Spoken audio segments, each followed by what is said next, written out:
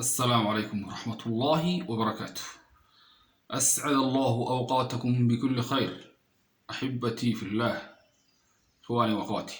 ودرسي أف صوماليا، أف صومالي أفكهويو أي الله يرضى وأفكاغا مارتي أد كاركا وليضاي يا wax culaysa ku keenin wax kasta aad ku barataana si fiican baad u fahmaysaa maxaa yeelay waa afkaagii. haddaba insha allahu tacaala waxaan bilaabaynaa maanta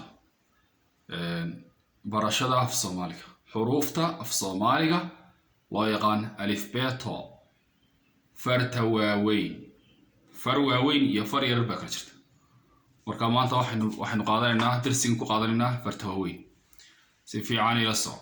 ba ta ja xa kha da ra sa sha da ca ga fa qa ka la ma na wa ha ya.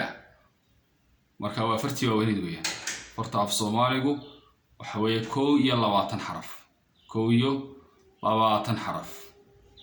batajaxa khadrasa shadhacaga faqaka la mana wahaya, saasaan oran jiray beriga hore. waaya marka iminka waa adiga arkayo way isku beegbeegeen, laba isugu beegan yihiin, laakiin xarafka ya ayaa gooni u go'ay.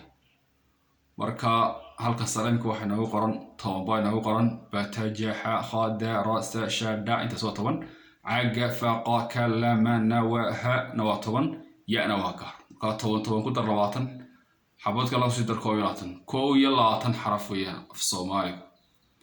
xuruuftiisu waa 22 ka weeyaan. 22 kaas xaraf ayaa waxa loo qoraa far yar iyo far waaweyn. marka fartii wali way tahay maanta. xuruufta qaarkood laba xaraf ay ka kooban yihiin, sida xarafka waxa weeyaan kha oo kale, sida da oo kale, sida waxa weeyaan sha oo kale, waa laba ka kooban yihiin. inta kale waa xabad weeyaan.